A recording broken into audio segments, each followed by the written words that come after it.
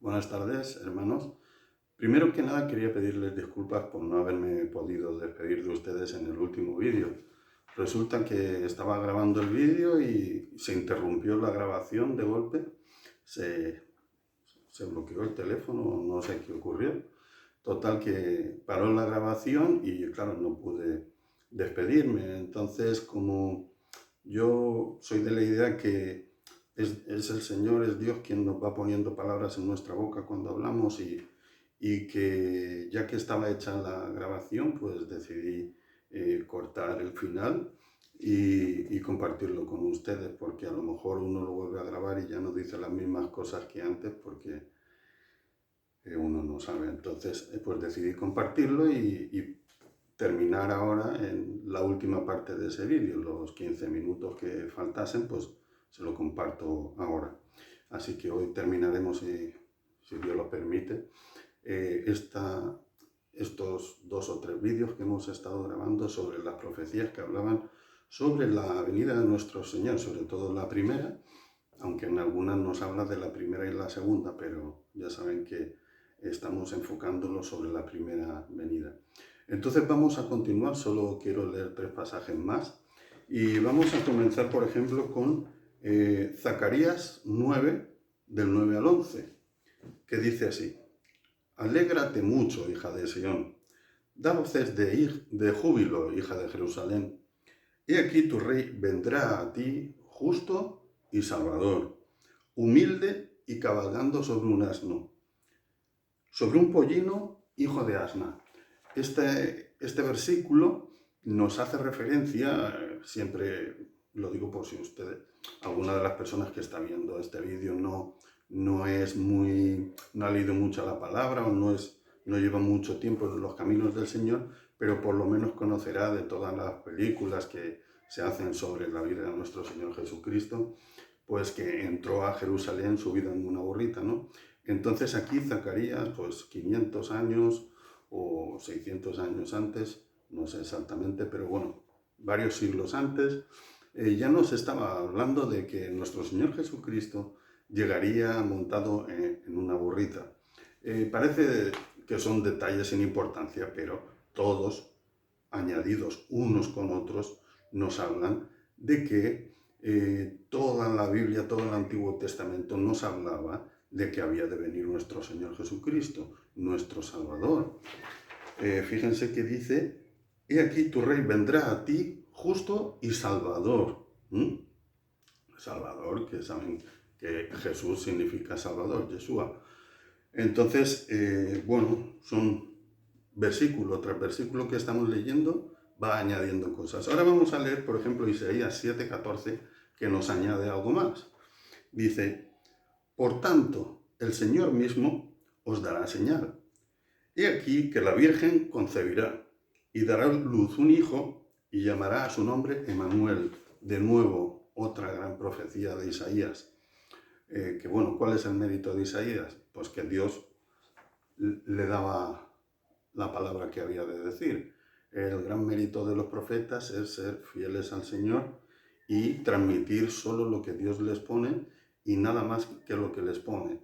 Esa sinceridad del verdadero profeta que no añade palabras a lo que Dios le pone y que Dios los utiliza para darnos el mensaje a todos nosotros. Entonces aquí vemos cómo habla de que la Virgen habría de dar a luz un hijo y que le llamaría por nombre Emmanuel, que es Dios con nosotros, o sea, Emmanuel, Dios con nosotros, nacido de una virgen. O sea, vimos que en otra profecía que decía que vendría de Belén, hemos visto que entraría en Jerusalén montado en una burrita, hemos visto que había de nacer de una virgen, hemos visto que se llamaría Emmanuel. O sea, son tantas y tantas cosas que yo creo que estas cosas son muy apropiadas para cuando llevamos las buenas nuevas de salvación a personas que todavía no conocen de Cristo y que son muy incrédulos en cuanto a la palabra, la Biblia, y no creen que sea realidad o que los cristianos solo hablamos de fantasías.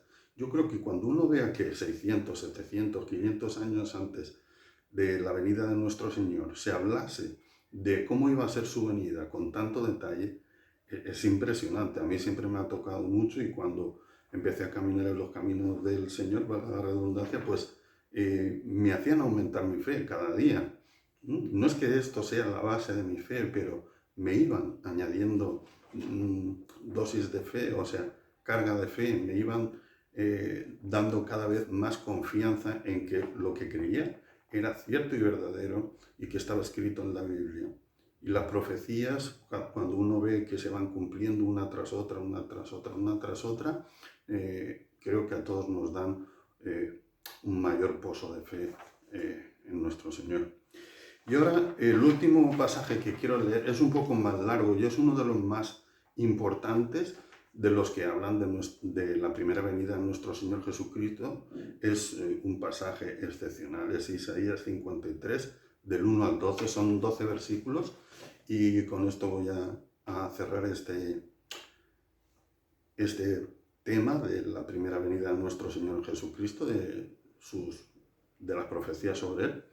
Y creo que es muy importante, creo que todos deberíamos tenerlo en mente, porque es impresionante, toca el corazón ver cómo versículo a versículo tras versículo nos va a ir hablando de todo lo que le ocurrió a nuestro Señor Jesucristo. Es impresionante. Voy a leerlo despacio para que vayamos analizando todo lo que dice. Dice: ¿quién ha creído en nuestro anuncio? ¿Sobre quién se ha manifestado el brazo de Jehová? Subirá cual renuevo delante de él, y como a raíz de tierra seca.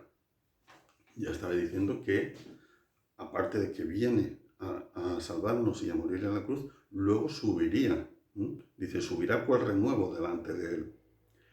No hay parecer en él ni hermosura. Le veremos, pero sin atractivo que nos haga desearle.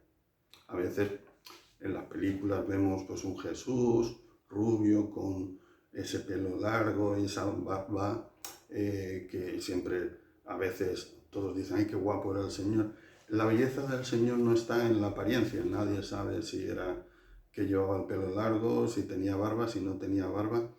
Son cosas que las películas nos muestran pensando que era así, pero no necesariamente. Aquí dice que no hay parecer en él ni hermosura, le veremos, pero sin atractivo que nos haga desearle. O sea, a Jesús no le deseamos por su hermosura, por su belleza, que seguro que nos parecería precioso, porque siempre cuando uno ama a alguien, cuando uno ama a su esposa, cuando uno ama a sus hijos, cuando uno ama a su padre, a su madre, siempre te parecen preciosos, aunque a otros no le parezcan, pero a ti te parecen preciosos. Pero no te fijas solo en la hermosura de su apariencia, sino en la hermosura de su corazón y en cuanto le amas, ¿no? Entonces, bueno, continúo. Dice, despreciado y desechado por los hombres. O sea, ya lo está diciendo, despreciado y desechado por los hombres. Varón de dolores, experimentado en quebranto, despreciado y desechado por los hombres. Él vino a salvarnos a todos y de repente encuentra que solo encuentra rechazo, es desechado, no le creen. Imagínense ser el Hijo de Dios, ser Dios, venir sabiendo que Él iba a entregar su vida por nosotros, porque su Padre seguro que le dijo a qué venía, ¿no? Y de repente ver que tú vas a hacer ese sacrificio, pero que las personas que vienes a salvar te desprecian y te rechazan. Dice, varón de dolores, experimentado en quebranto, y como escondimos de él el rostro, fue menospreciado y no lo estimamos. Como escondimos de él el rostro, fue menospreciado y no lo estimamos. Ciertamente, él llevó nuestras enfermedades y sufrió nuestros dolores. Y nosotros le tuvimos por azotado, por herido de Dios y abatido. Hermanos, esto Es impresionante, está hablando de la pasión de Cristo nuestro Señor. Claro, nosotros vivimos ya 2000 años después de que todo esto haya ocurrido y no nos sorprende porque ya lo hemos leído, lo hemos visto en películas, sabemos de memoria todo lo que le pasó. Pero ¿cómo puede alguien como Isaías, 600 o 700 años antes de que viniera nuestro Señor, explicar todo esto en detalle, todo esto que ahora sabemos y nos parece normal? ¿Cómo puede haber dicho esto si no es Dios quien se lo reveló? Es impresionante. Dice, bueno, le tuvimos por azotado, por herido de Dios y abatido, pero Él fue herido por nuestras rebeliones, molido por nuestros pecados. El castigo de nuestra paz fue sobre Él. Y por su llaga fuimos nosotros curados.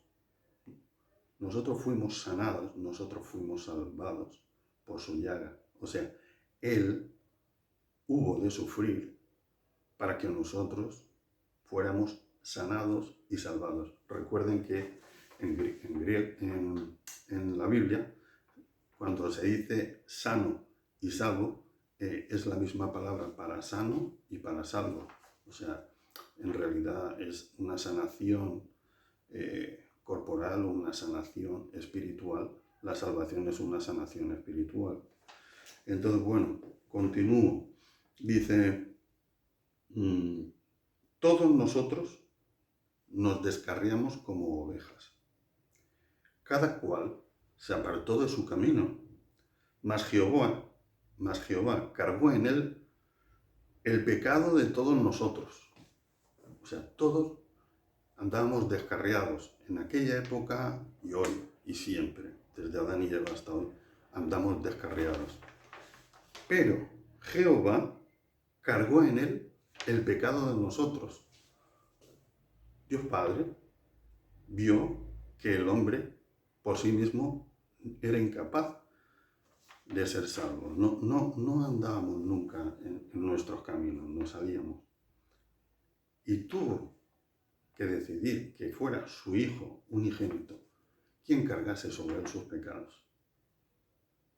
Para posteriormente, cuando resucitase y ascendiese al cielo, derramase de su Santo Espíritu para capacitarnos, ahora sí, en Él, agradar a Dios, andando en sus caminos, haciendo su voluntad, no porque nosotros podamos, sin Cristo nada podemos, pero sí capacitados por el Espíritu Santo, Él nos capacita para ser santos y andar en santidad. Que no lo hemos logrado todavía, pero bueno, hemos de caminar en eso, porque ya saben que el camino del justo es como la luz de la aurora, que va en aumento hasta que el día es perfecto. Continúo. Angustiado él y afligido, no abrió su boca. Como cordero fue llevado al matadero, y como oveja delante de los trasquiladores, enmudeció y no abrió su boca. Todo esto, repito, es que nos parece normal porque parece que alguien nos esté contando lo que dice la Biblia sobre lo que le ocurrió a Jesús, o que nos estén contando una de las muchas películas que hay sobre la pasión y muerte de nuestro Señor Jesucristo. Pero es que esto no es ni, no lo habían vivido. O sea, en tiempos de Isaías no lo sabía nadie. Y él lo profetizó porque Dios se lo puso y lo dice con una precisión, con tanto detalle de todo lo que ocurrió, que es imposible no tener fe y creer. Continúo, por cárcel y por juicio fue quitado, y su generación, ¿quién la contará? Porque fue cortado de la tierra de los vivientes, y por la rebelión de mi pueblo fue herido, por nuestras rebeliones fue herido. Bueno, en ese caso por el pueblo de Israel, pero a veces veo que hay hermanos que dicen, ¿cómo pudieron hacer eso los judíos? Seguro que nosotros habríamos hecho lo mismo, porque somos necios y ciegos espiritualmente. Entonces, no le echemos la culpa a ellos, porque el que, como decía nuestro Señor, el que esté libre de culpa, que tire la primera piedra.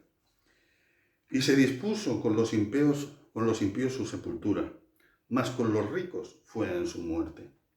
Aunque nunca hizo maldad, ni hubo engaño en su boca. Otro ejemplo, otra frase que nos habla de la santidad de nuestro Señor, que no olvidemos que Él vino en cuerpo de hombre, vino como hombre y todo lo vivió como hombre y fue un ejemplo de santidad como hombre, porque claro, si lo viésemos como que es Dios, Dios Hijo, y claro, pues claro, fue santo porque es Dios y Dios es santo, ¿no? Él vino como hombre y sufrió, padeció todo como hombre y vivió en santidad a pesar de ser hombre, mostrándonos el camino. Continúo, dice, con todo eso, Jehová dispuso quebrantarlo, sujetándole a padecimiento. Cuando haya puesto su vida en expiación por el pecado, verá el linaje, vivirá por largos días y la voluntad de Jehová será en su mano prosperada. Verá el fruto de la aflicción de su alma y quedará satisfecho. Por su conocimiento justificará mi siervo justo a muchos, dice Jehová. Jehová dice, por su conocimiento justificará mi siervo a muchos, mi siervo justo a muchos, y llevará las iniquidades de ellos. Es que es impresionante todo lo que dice. Es que no hay ni una palabra, ni una letra que no sea útil en todo lo que está diciendo. Todo es lo que ocurrió y todo es, aquí está resumido lo que es el papel salvador de nuestro Señor Jesucristo en su primera venida. Por tanto, yo le daré parte con los grandes y con los fuertes repartirá despojos. Por cuanto derramó su vida hasta la muerte, por cuanto derramó su vida hasta la muerte. Isaías, 6, 7 siglos antes. Y fue contado con los pecadores, habiendo él llevado el pecado de muchos y orado por los transgresores. Hermanos, siempre hablamos de lo que sufrió nuestro Señor, de cómo le azotaron, de cómo le golpearon, de cómo le traspasaron con la lanza, de cómo lo clavaron en la cruz, y siempre decimos que qué gran sacrificio, que vaya tortura, que cómo pudo soportar eso. Y ciertamente así es. Yo cuando, incluso antes de ser cristiano, pensaba, madre mía, lo que le hicieron al Señor, y madre mía, cómo pudo soportar todo esto, ¿no? Físicamente. Pero conforme cuando nací en el Espíritu y empecé a ver las cosas espiritualmente, me di cuenta de que el mayor sacrificio que hizo nuestro Señor Jesucristo fue el cargar con todos nuestros pecados. El haber soportado toda esa tortura y esa muerte fue algo impresionante. Pero a mí lo que me impresiona es que alguien que es hijo de Dios, que es Dios mismo en la persona de Dios Hijo, que es santa, que es pura, que nunca han tenido ningún contacto con el pecado, que haga el enorme sacrificio de cargar sobre sí mismo todos nuestros pecados por amor a nosotros. Eso es el mayor sacrificio que podía hacer por nosotros y esa es la base de nuestra salvación. Entonces, en este tiempo que estamos ahora, hoy es Jueves Santo, es la Pascua y siempre recordamos lo que hizo nuestro Señor por nosotros, pero no olvidemos que su misión no terminó con la muerte en la cruz. Su misión de salvación para nosotros continuó sobre todo con la resurrección. Ese es el símbolo de nuestro bautismo, la muerte y la resurrección, el sumergirnos en el agua para muerte al hombre antiguo y el salir del agua victoriosos a un nuevo hombre en Cristo. Esa es nuestra esperanza de salvación y de resurrección y de vida eterna. Luego ascendió al cielo, allí está a la diestra de Dios Padre intercediendo por nosotros. Continúa, vemos que no todo terminó en la cruz con el derramamiento de su sangre para pagar por nuestros pecados. y limpiarnos con su sangre bendita, sino que con su resurrección nos muestra el camino a la vida eterna, pero sigue trabajando con el Padre por nosotros, intercediendo por todos nosotros, y derramó su Santo Espíritu, porque ¿cómo íbamos nosotros sin Él a cambiar? Si no fuera por el nacimiento en el Espíritu, ¿cómo íbamos nosotros a cambiar si somos carne? Pero como dice Pablo en sus cartas, ahora sois espirituales, ahora en el Espíritu no tenéis ley, si es que vivís en el Espíritu y no en la carne. Entonces derramó su Santo Espíritu. Y no ha terminado, porque todavía ha de venir en su segunda venida a tomar posesión de su reino y a vencer a Satanás. Los tiempos están cerca, hermanos. Siempre se ha dicho eso. Siempre se ha dicho los tiempos están cerca. Pero a mí el Espíritu me dice, no que vaya a venir nuestro Señor Jesucristo mañana ni el mes que viene, no. Los días nadie lo sabe. Pero lo que sí que tengo claro es que estamos entrando en la tribulación y que se van a ver todas las profecías que hay. Todo eso lo vamos a ver ahora durante la tribulación. Luego llegará la gran tribulación, entonces los tiempos están cerca. ¿Significa eso que tenemos ahora por eso tener que ser más apegados a Cristo, mejores personas? No, en mi opinión no. Aunque tardase 1000 años en venir, deberíamos estar igual de apegados a Cristo, igual de amorosos a Cristo, igual de estar en comunión con Él, de buscarlo en oración, de leer su palabra, de querer conocerlo cada día más, de llevar sus nuevas de salvación a todo el mundo, hasta lo último de la tierra, de ayudar a nuestros hermanos, a nuestros prójimos, a ayudarles en la enfermedad, en la soledad, en la depresión, en lo material, en el abrigo, en la comida.